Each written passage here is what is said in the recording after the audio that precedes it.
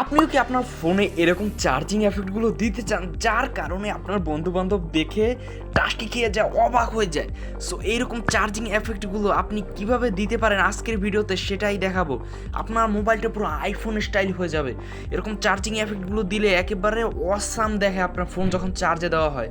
So চলুন দেখিয়ে দিই কীভাবে এরকম চার্জিং এফেক্টগুলো আপনার ফোনেও লাগাবেন।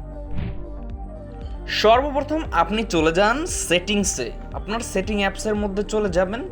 এরপর আপনি এখানে সেটিংসে খুঁজলে পেয়ে যাবেন। তারপরে এখানে আপনি সার্চ সেটিংয়ের উপর ক্লিক করে এখানে আপনি লিখবেন চার্জিং অ্যানিমেশন। চার্জিং অ্যানিমেশন লিখে সার্চ করার পর এখানে কিন্তু আপনি দেখতে পারছেন যে প্রথমে একটা অপশন চলে এসেছে ডায়নামিক এফেক্ট, লিখে সার্চ দিলেও হবে, বা চার্জিং অ্যানিমেশন। এটা কিন্তু সবার ফোনেই থাকবে। মোটামুটি এখন নতুন যত ফোন রয়েছে বা পুরনো ফোনে আপডেট দেওয়া ফোনগুলো সব ফোনেই এই এফেক্ট কিন্তু অটোমেটিকলি ইনবিল্ট আপনার মোবাইলে রয়েছে, কিন্তু আপনি ব্যবহার করতে জানেন না। সো জাস্ট চার্জিং এফেক্ট বা চার্জিং অ্যানিমেশন লিখে সার্চ দিয়ে এটার উপর ক্লিক করে দিবেন। এটার উপর ক্লিক করে দেওয়ার সাথে সাথে আপনি কিন্তু দেখতে পাচ্ছেন যে এখানে কিন্তু বিভিন্ন এফেক্ট রয়েছে। এই যে ব্রাইট, তারপর হচ্ছে শাটেল, বিভিন্ন কিন্তু এখানে এফেক্টগুলো রয়েছে, যার মধ্যে থেকে এটা আমার পছন্দ হয়েছে। জাস্ট আমি এটার উপর ক্লিক করে দিব।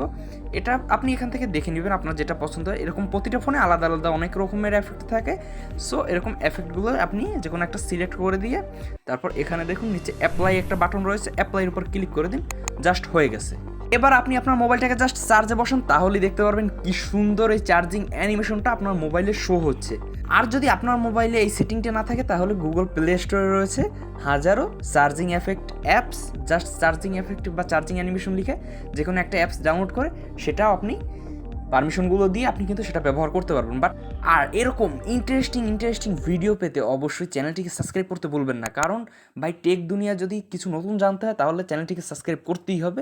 এবং ভিডিওটা ভালো লাগলে বা আপনার যদি এই চার্জিং এফেক্টটা আপনার কাজে লাগে তাহলে অবশ্যই একটা লাইক করবেন